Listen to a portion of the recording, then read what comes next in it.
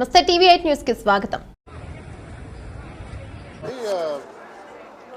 Students కి అలాగే college యాజమాన్యాలకి అలాగే పేరెంట్స్ మనకి ఇక్కడ ఒక ఇంపార్టెంట్ విషయం ఏంటి అంటే ప్రభుత్వం నుంచి మనకి జీవోఎంఎస్ 87 మనకి ఒక రిలీజ్ అవ్వడం జరిగింది. ఇందులో భాగంగా అందరూ కాలేజ్ యజమానులు మీ అందరికీ తెలుసు ఫీజు రీయింబర్స్మెంట్ అనేది గవర్నమెంట్ నుంచి ఇవ్వడం జరుగుతుంది. ఇందులో భాగంగా అండి ఎక్కడ కూడా ఏ స్టూడెంట్ కూడా ఫీజు ఈ ఇష్యూ వల్ల ఎక్కడ కూడా అడ్మిషన్ టికెట్ కానీ లేకపోతే ఎగ్జామ్ రాయడానికి కానీ ఎక్కడ కూడా ఇబ్బంది పెట్టకూడదు అని గవర్నమెంట్ నుంచి కూడా ఇన్స్ట్రక్షన్స్ ఇవ్వడం జరిగింది. అందులో భాగంగా ఫీజు ఎలా పేమెంట్ చేస్తున్నాము గవర్నమెంట్ ఆఫ్ ఇండియా నుంచి వచ్చే మనకి 60% కాంపోనెంట్ ఏముందో దాంతో అనుసంధానంగా మనకు అందరికీ కూడా పేమెంట్ అనేది మనం అదర్ దాన్ ఎస్సీ క్యాండిడేట్స్కి తప్ప మిగతా వాళ్ళందరికీ మనం కాలేజెస్కే రిలీజ్ చేయడం జరుగుతుంది. అంతేకాకుండా దీంతో భాగంగా స్టూడెంట్స్ ఎస్సీ స్టూడెంట్స్ ఎవరున్నారో వాళ్ళందరికీ కూడా అకౌంట్కి మన DD social welfare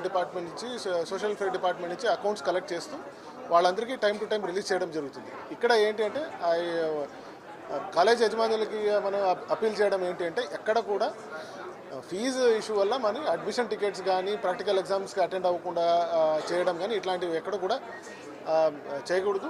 and if there is any such thing మనకి స్టూడెంట్స్ కూడా నోటీస్ తీసుకొస్తే అక్కడ కూడా కన్సర్న్ కాలేజెస్తో కూడా మనం మాట్లాడి will ensure that there is no such issue. Colleges కూడా ఎన్ష్యూర్ చేసుకోవాల్సింది ఏంటంటే ఇట్లాంటి